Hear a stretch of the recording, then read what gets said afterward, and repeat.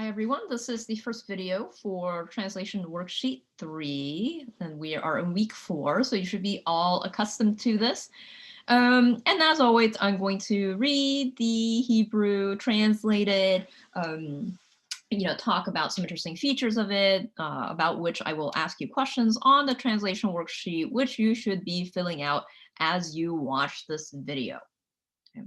So we are still on, I realize, moving quite slowly, but that's all right. We are still on Ruth, 2 in particular.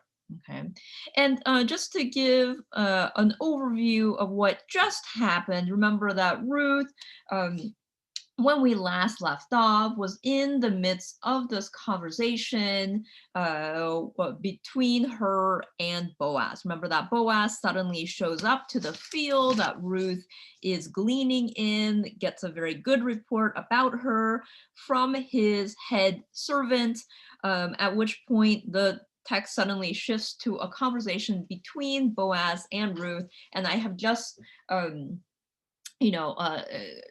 have the very, very, very end of that conversation here on this translation worksheet. Okay, remember they were saying to each other, no, you're great, no, you're great. Okay. All right, so continuing on with that little summary. Okay, so verse 13 to 13, okay. And so she is again in the midst of this conversation. So this is the last remark that she says to her, she says to Boaz. Okay, but Tomer emsachem ba'enecha Adoni ki nihamtani. Okay. And so she said that vatomer, right? And you should be used to this by now. Amar as the word to say, you see it everywhere, okay? And of course, why is it because this is Ruth speaking, right? So unlike in intro Hebrew, right here, again, when you're actually doing translation, you have a lot of the context of the narrative to help you, okay? So she said, and again, this is Ruth, and now this is a little bit more difficult, right? You have to go a little, because it literally says, I will find matzah, to find, hein, which is favor, but a necha in your eyes, my Lord, for you have comforted Nacham me. Okay. Nacham means, and I'll go back to Nacham. Okay. Now, of course, when I kind of wouldn't translate that, that doesn't make any sense. She said, I found, I will find favor, so you have to, again, when you're translating, be a little bit looser, right? Try to make it say, make it sound nice in English. So, one way is to say, may I, maybe in parentheses, continue to find favor, in your eyes, my Lord, for indeed you have comforted me, okay, or something like that.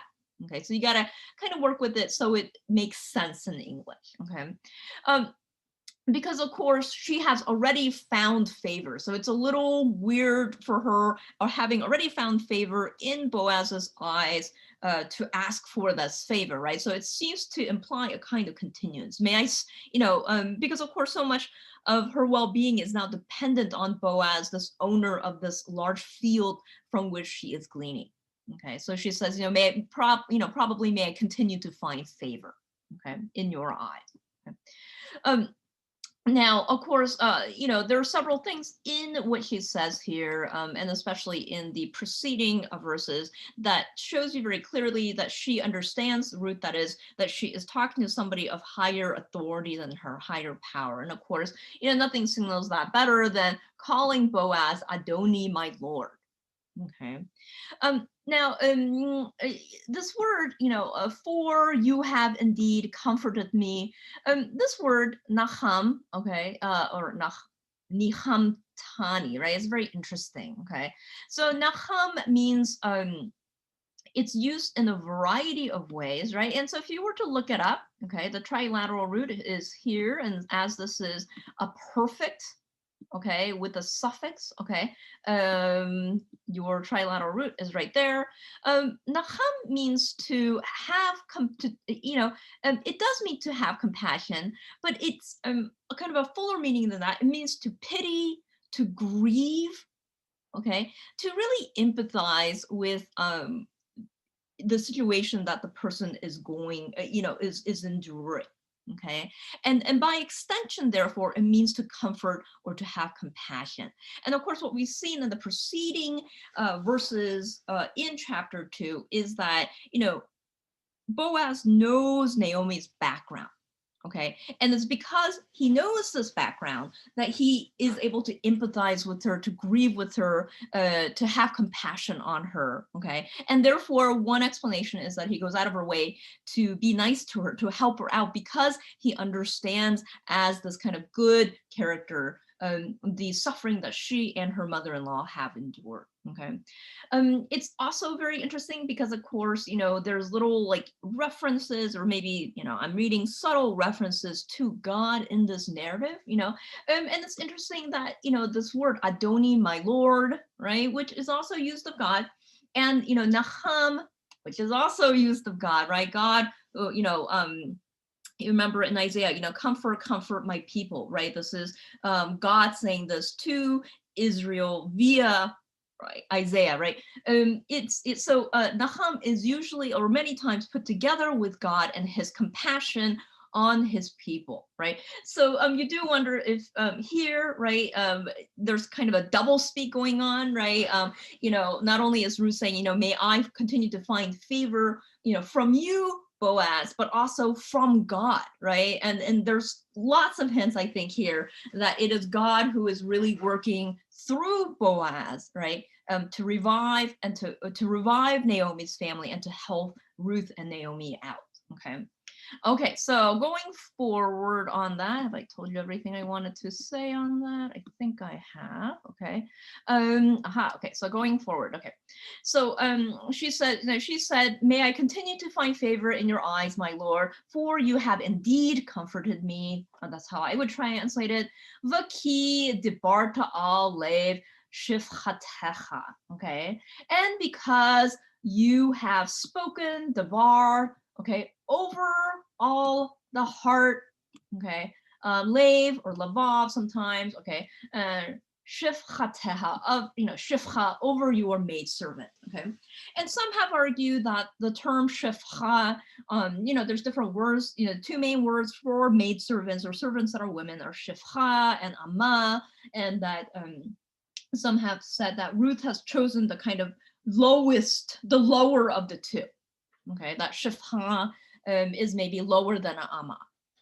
I don't know. Okay, I mean, certainly she is speaking wisely. She is speaking with a lot of deference, acknowledging that she is, lower in position. Okay.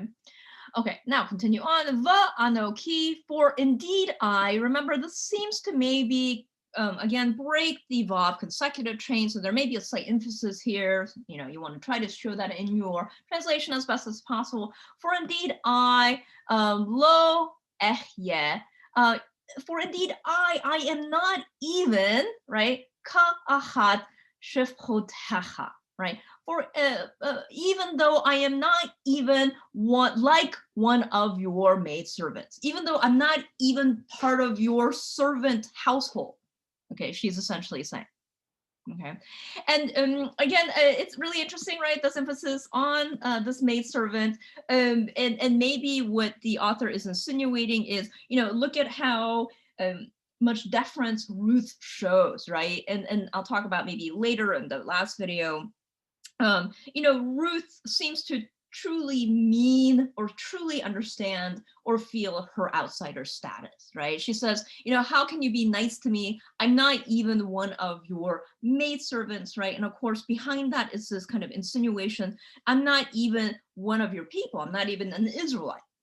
Okay, but you have been kind to me. Now, of course, the irony is, right, that we all know how the narrative ends, right? Because of her humility, right? Because she is a widower herself, because she is an outsider, because she, even though she is an outsider or a widow, and not even one of the servants, she's going to, of course, rise to the top. She's going to end up married to Boaz, right? Which is way more than she can possibly even dream of, right? And of course, the point of all of this is to demonstrate to the reader the gratuitousness of God's hesed, right? God who works through Boaz, right? Or like I said before, Ruth is a narrative demonstration of what Hesed is.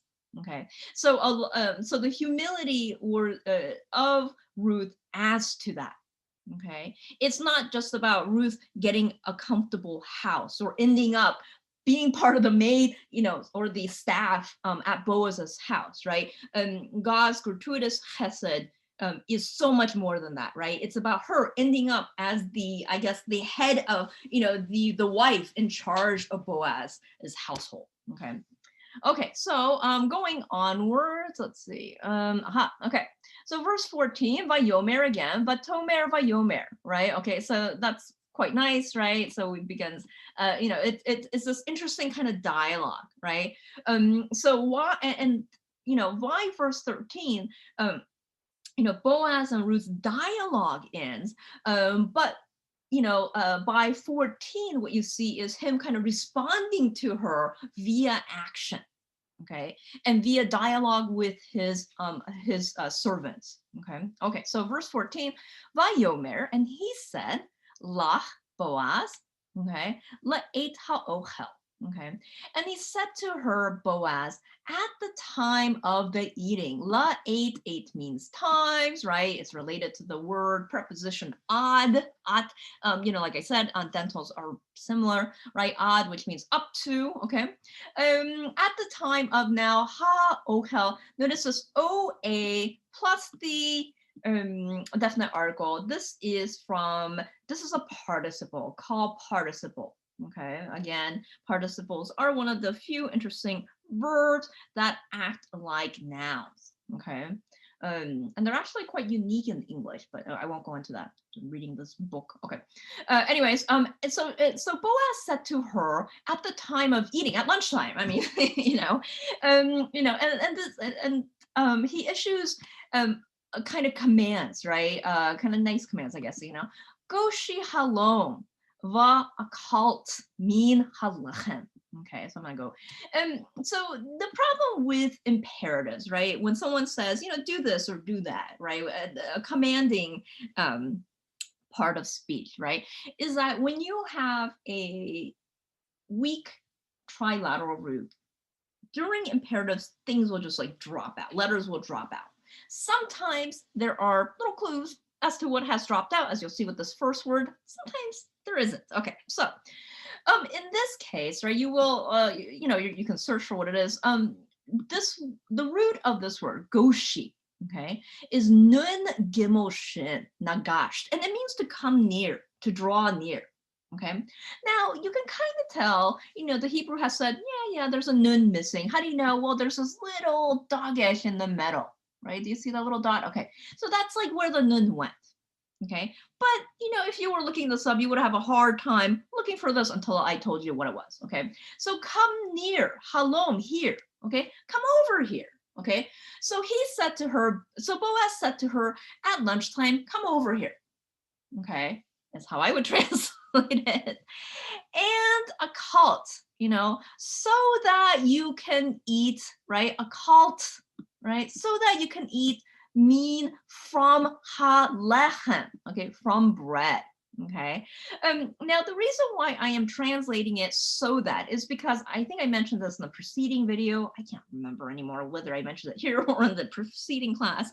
But if you have an imperative followed by an imperfect or a perfect, okay, it sometimes takes on additional nuances. One of which, the most important of which, really is that it is progressive. Okay, so Boaz said to her at the time of eating at lunchtime, come over here or draw near to here. Okay, so that you can eat from the bread. Okay, or from the meal, right? I mean, lechem can have a wider meaning instead of just bread, although Peter's hand or a piece of bread here. It can also mean just whatever you're eating. Okay. And again, and there's some wordplay here, some like delightful wordplay, right? Because of course this takes place in the middle of a wheat and barley harvest, right? So like things you make bread out of, right? Also remember, this takes place in Bethlehem, right? The house of bread. Okay, and as you'll see, there's lots of detailed descriptions about food or what happens during the lunchtime. And one of the questions I've asked you is, why is there such emphasis on lunchtime? You know, I too, I mean, I am one of those people that do like reading descriptions in like fiction books of people and what they ate, like, Frog and Toad, they ate this and they ate that, and they, but the biblical text usually is quite succinct, right? So why do they draw out this elongated description of food? Okay, what does it symbolize, and what's important about it? Okay, part of it, of course, is we know you're really supposed to contrast Ruth and Naomi's situation in Israel, right, from their original situation in Moab, where they were basically starving to death. Okay. And so there's this, so food, really becomes married to this vision of God's generosity, right? God's gratuitousness, fertility, of course, the abundance of life-giving and life-affirming things that God gives you.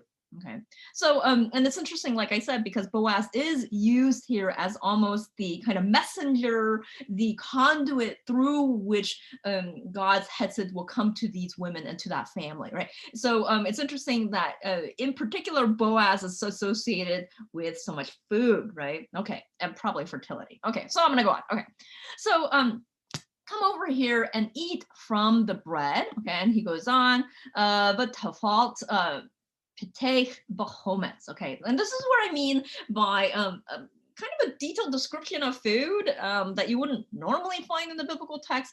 And dip, okay, taval means to kind of soak or dip. Okay, this is like at Olive Garden, where you get like, do they still do this? Whatever. Okay, where you dip your bread. Okay, whatever. Okay, so and dip your piece, right? Pit. I mean, it sounds like the word like a piece, right? Okay, dip your piece, or that part that's broken off of the bread, that is, the chometz. And what is chometz? It means to be sour in vinegar. I mean, so it's amazing, right? He's saying, come over here, have some bread, come over here so you can eat from some of the bread, and oh, here's some vinegar, dip your bread, dip your piece in the vinegar. I mean, amazingly detailed scene here. Okay. And so with that, we are told what happens, right? Teishev mitzad hakotzarim, and she sat. And so, with that invitation, she goes and she sits, right? Misad on the side of, okay, or beside the rest of the harvester, right? And this is really like, a good way to think about it is, kind of like inviting a homeless person, right? Because that's in some ways what she is at this point, right? Like an office is having, their community lunchtime. They've ordered a kind of buffet.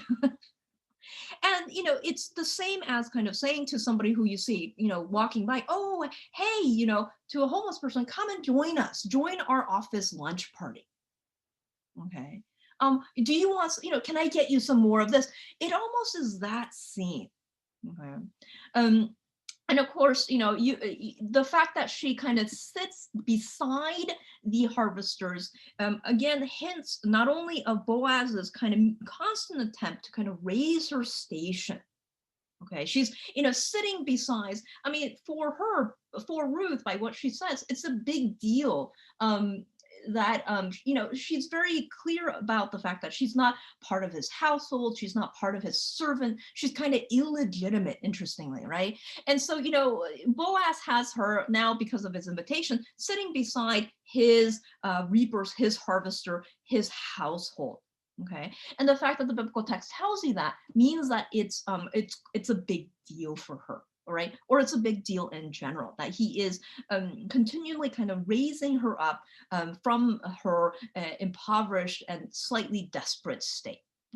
Okay, so going onward, it's a very nice love story. I mean, if you want to read it as a love story. Okay, Vayitz Batla, okay, Koli. Okay, I'm gonna just go on. Vatokal, Vatishpa, Vatotar. Okay, and he and Savat, it's Hapax Logomena, It's a word that occurs only once in the Hebrew Bible, and therefore we don't really know what it means, okay? So one definition I got was that he reached out, right, to kind of bind together, right? And there's a lot of kind of interesting binding together, seed imagery, of course, binding together imagery of the sheaves that are bound together, right, which plays extremely well with this theme of kinship and family building that runs throughout Ruth. Okay, and so maybe he reached out to her, and this is parched grain, and this is like cooked I don't know, like cooked grain. Okay. Another word, another meaning, sabat, maybe relating to sabah with the hey at the end instead of a tet, I don't know, which, sabah with the hey means to swell up.